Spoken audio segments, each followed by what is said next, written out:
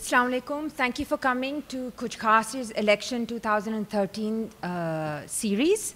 Today's is the first of 4 that we'll be showing. I would like to thank Ali Arshad Hakim, who's the former chairman of FBR and NADRA, for joining us. He has come all the way from Lahore just to be with us and share with us his experience and his knowledge of how technology has played a role in election 2013.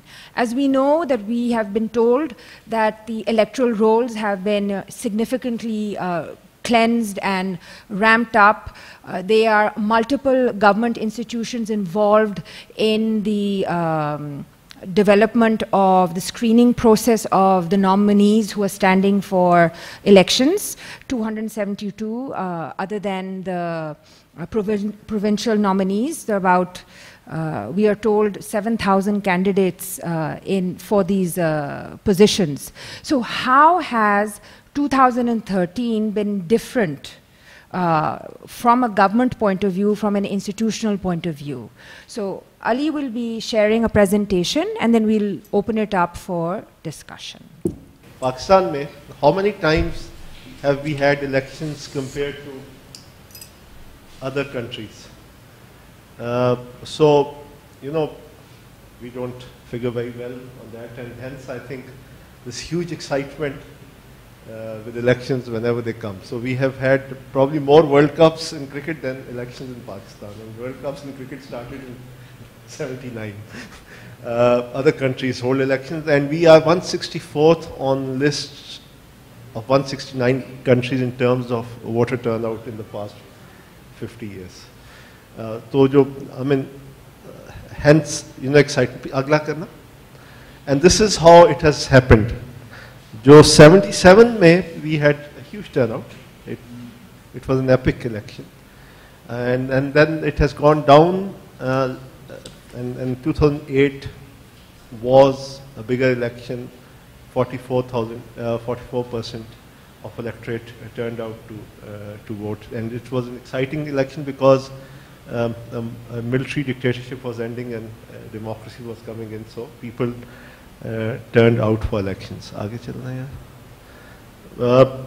I'm sure you know this, but any Pakistani who has a CNIC has a right to vote. They need to stamp the symbol, and there will be 92,000 polling stations. 96,000 polling stations this time, up from 60,000 in 2008. So it's easier to vote in this election. Because logistics and the cost of logistics play a major cost in any election. The people don't vote if they don't know where to go. Aage, please. We have this famous 62 and 63 of the Constitution of Islamic Republic of Pakistan, where you need to do all these, including adequate knowledge of Islam and sound mind and good character. Which don't go together generally.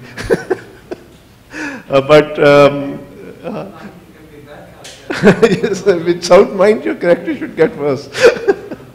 But this is what you need to, you should be older than 25 to be a candidate. You should be enrolled as a voter and adequate knowledge of Islam. Aage chalna. It's very easy. You provide certificate of voter enrollment to the Election Commission, attach attested copies of education certificates, CNIC, NTN, and submit along with nomination paper to the returning officer. Appear before the returning officer for the scrutiny of nomination papers and make appeals if necessary. It's a great process. I've just been told that today Murad Ali Shah was rejected by the Supreme Court, who's a Stanford graduate, finance minister of Sindh. So, you know, as good as it appears on paper. Rejected by the Supreme Court on 62-63. Oh, but not because of education, maybe not sound character. Sound character, so what? And who judges sound character anyway? Dual nationality which he had surrendered. So dual nationality has become a great crime. Suddenly. Aage chalna, aage yaar. Government jobs ensure correct voters list, which I'll show you what has been done. Set up polling stations. They've done a great job. 96,000, it's a great thing. There should be more, but 96,000 is a large number. Scrutinize the candidates and their nomination papers. Monitor the entire election process. Ensure no unlawful means are being adopted by candidates' parties, and assist the voters in the voting process. Okay. Now, this is unique to Pakistan, and I think this is a great thing that has happened. The effects will be long-lasting. You won't see them immediately. You will see them immediately, but over the next 15, 20, 30, 40, 50 years, things will become improved. Because, you know, in Pakistan, one of the things that I've seen is that you just think in terms of 2 months, 3 months periods. You don't start thinking in terms of 50 years, 100 years. This voters list is for posterity, and it will only improve, which means that as we get more elections, our electoral rolls will get better and our voting patterns will become better. So this time, NADRA had a database of, when we started, we had almost 90% people registered as our voters. The eligibility depended on a national ID card number. National ID card number has address on it, so NADRA could actually locate people to their respective polling blocks using their ID card number. There was no need to register for voting, as was always done. मैं भी हैरान होता हूँ कि 1971 elections, the way people are registered were being registered was that anyone could come and register. वो इतनी जब ethnic basis पे elections हों, and where your electoral officers are ethnic, rolls ठीक थे कि गलत थे? I doubt कि वो rolls ठीक थे 71 वाले, क्योंकि बहुत ज़्यादा ethnic basis पे election हो गई थी, and there was अब ठीक है. No need to register for voting, easy verification of voters, and electoral rolls are now automatically updated till the date of announcement of election schedule. So they have updated these rolls automatically till the day that schedule was announced. उसके बाद update नहीं हुए. When you try 8300, in my case it tells me F63 is not on. But I have asked around where the previous polling station was. The headmaster says that maybe it's here, maybe it's not. You've received no information. The circulars have come down. So people, you get this answer from NADRA. It's very good. F63 is a big area. Where is the polling station? So on the 6th May, you can get this. But actually, I'll just tell you, I sent one of these SMSs some weeks ago, and I got an answer I-83, where I used to live at one time, और जो ID card पे address है. अभी मैंने भेजा है, and it's actually told me which school, a boys' school is named it, Urdu में आया अभी भी. So it's become more specific now. The polling scheme the idea was, when we were devising this 8300, was obviously to make money. Chairman NADRA, the whole idea was to make money. NADRA makes serious money out of it. They make 2 rupees per SMS. So that's great, that finances the whole thing. The idea was कि आप पहले vote verify करें, and as the elections approach, होता क्या? All votes are assigned to blocks, and in these blocks, then you get polling stations. So polling scheme जब notify होती है, then these votes are assigned to the polling stations. What we have done is that as soon as this job हो गया, polling scheme notify हुई, polling stations notify हुए, votes signed when they are electronically available to you. What it will do in urban centers is that everyone will know. Rural center will know, believe me, उनको इतना पता नहीं चलता. I want to move the discussion a little further, in that in this election we were told that because there was going to be the use of technology, there's an assumption that there would be more transparency because of data. We've seen, other than the circus of 62 and 63, we have had various documentations and various journalists coming and providing proof, whether it was degrees or documents of defaulting from the SCP, State Bank of Pakistan. So how do institutions like yours deal with data, because they were clearly documents that on certain candidates that indicated that they were below the financial integrity. So how do we as citizens, when we are told these things, don't vote for them, but they are cleared by government of Pakistan to stand? I don't think that is the, within the purview of NADRA. That goes into the responsibility of election laws, electoral laws हैं जिसमें सारा कुछ है, but having said that, ठीक है, मैं tax defaulter नहीं हूँ, कानून में लिखा हुआ है जो कानून में लिखा हुआ लिखा हुआ. The problem is, I am a woman, I have 10 children. मैंने, to give you an extreme example, I have been dirt poor, मैं गोया मतलब मिलाती रही गाँव में, but I work for people, and I want to stand in election. I don't have tax history, I don't have a credit history, I don't have a degree. Why should I be stopped from being a candidate? I'm a rich man. I worked all my life. I did not go to university. I did not even go for metric because my father died when I was 2. My brother brought me up and I had to look after my kids. I was working on the streets when I was 5. I worked my way through. I have a business. I'm popular. I don't have a tax history. I don't have a BA degree. Neither did Michael Dell, Steve Jobs, or Bill Gates have a degree. Who is this government bureaucrat sitting there, son of a bureaucrat or a son of a clerk, who comes and asks me for a lot of paperwork in the country where paperwork can be invented overnight? And you can create histories and things overnight, and in a country where you can get stays for tax defaults and you can not get stays for defaults. Why these laws? I think, as we evolve over the next few years, ये जो madness of 62, 63 and self-righteous Punjabi middle class, which has already, आधा मुल्क तो हमसे उड़वा दिया by being self-righteous about ourselves and not about others. As we progress, this self-righteousness has to be looked into.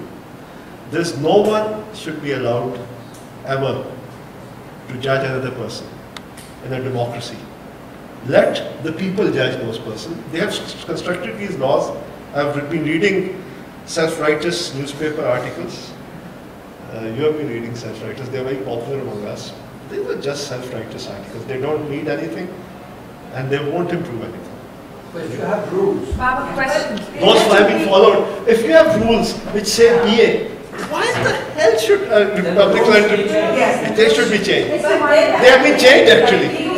They have been changed now. The BA thing is gone, isn't it? In the 18th Amendment, that is gone.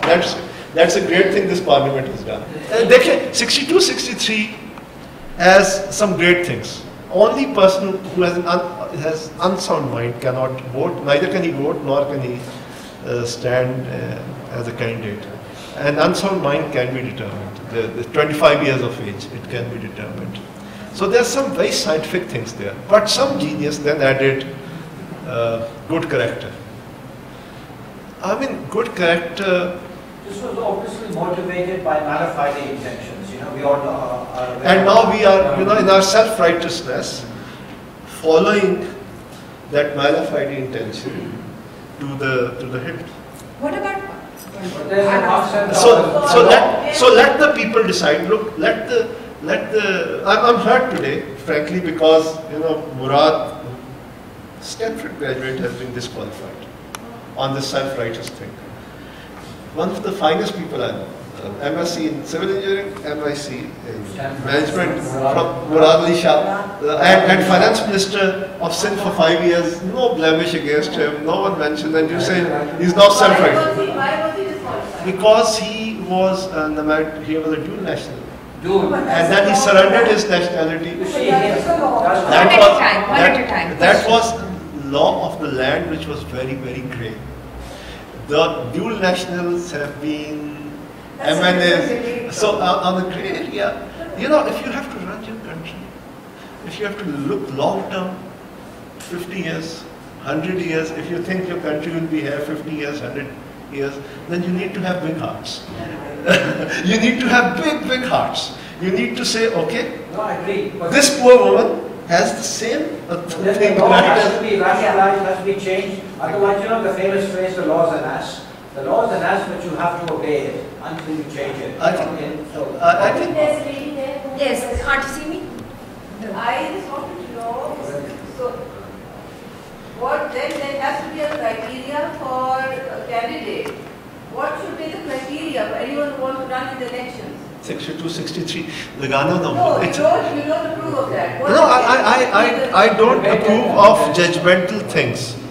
I think what is written there is very clear. 25 years of age, not of unsound mind, and not a tax defaulter, not a criminal record. That is clear. But when you go into grey areas, I mean, in grey areas, let the people decide. You know, my concern is that we have certain laws. We have a constitution which forbids or disqualifies a dual national from being a member of the parliament. But that is the law of the land. So we have to observe that unless, you know, we've had a civilian government for 5 years. I think they were in a good position to build consensus on these kind of issues, debate them and change the law. I was a dual national. I just gave up my nationality last month in March. And I will tell at the time he's been a member of the parliament, I've never been. I'm hoping that maybe I can play a role in the future. But first you have to observe and meet the requirements. It's not about being a dual national or being a fake degree holder. It's about making false declarations. You're not allowed to do that. I mean, you know, forget 62, 63. But what does it tell about a person's character who wants to be in the parliament, who to start off is making wrong declarations? You are lying. You're lying about your degree, you're lying about your wealth, you're lying about, you know, whatever else that they want to know. So if laws have to be changed, I'm all for it. Now that I've quit my nationality, by the way, Nino, I'm going to fight for overseas Pakistanis because I think it's very unfair. I've been a US national for as long as I can remember, but I love Pakistan. By choice I'm in this country and I live here and I've joined a political party and I'm trying to give it my best. Who can doubt my intentions? I don't want them to be doubted, but it's not fair. I agree with you that it's a wrong law. Exclusive society आप बना रहे हैं ना? You exclude people on religion, on basis of religious. You started with Christians. You threw them out as a society. फिर आपने कादियानियों को उठा के फारिग कर दिया. फिर शियों को मारना शुरू कर दिया. Overseas Pakistanis को फारिग कर दिया. You are an exclusive society because you have insecure people. The elite is extremely insecure. Thank you very much, Ali, for a very insightful outline and detailed presentation on what Government of Pakistan has done and upgraded. And I'm very proud that you served Pakistan, and inshallah, I hope you will be back in government. So, thank you. Never again.